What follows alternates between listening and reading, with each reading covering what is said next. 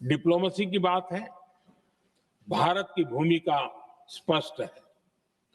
शुरुआत से ही हमने इस संघर्ष को लेकर अपनी गहरी चिंता व्यक्त की है। मैंने स्वयं भी पश्चिम एशिया की सभी संबंधित नेताओं से बातचीत की है। मैंने सभी से तनाव को कम करने और इस संघर्ष को खत्म करने का आग्रह किया है। भारत ने नागरिकों, एनर्जी और ट्रांसपोर्ट से जुड़े इंफ्रास्ट्रक्चर पर हमलों का विरोध किया है। कमर्शियल जहाजों पर हमला और हॉर्मुज स्ट्रेट जैसे अंतर्राष्ट्रीय जलमार्ग में रुकावट अस्वीकार्य है। भारत डिप्लोमेसी के जरिए युद्ध के इस माहौल में भी भारतीय जहाजों के सुरक्षित आवागमन के लिए निरंतर प्रयास कर रहा है। अध्यक्ष महोदय, भारत हमेशा से मानवता के हित में और शांति के पक्ष में अपनी आवाज उठाता रहा है।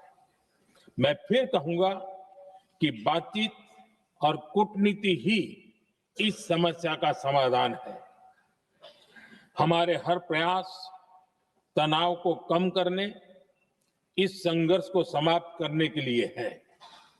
इस युद्ध में किसी के भी जीवन पर संकट मानवता के हित में नहीं है।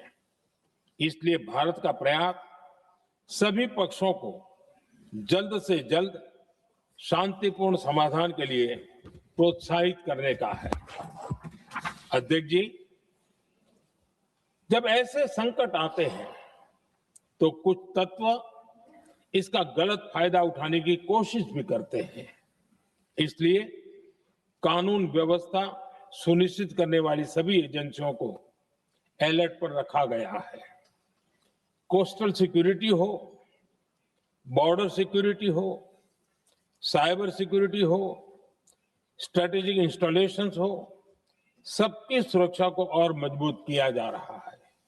अध्यक्ष जी, इस युद्ध के कारण दुनिया में जो कठिन हालात बने हैं, उनका प्रभाव लंबे समय तक बने रहने की आशंका है। इसलिए हमें तैयार रहना होगा, हमें एकजुट रहना होगा।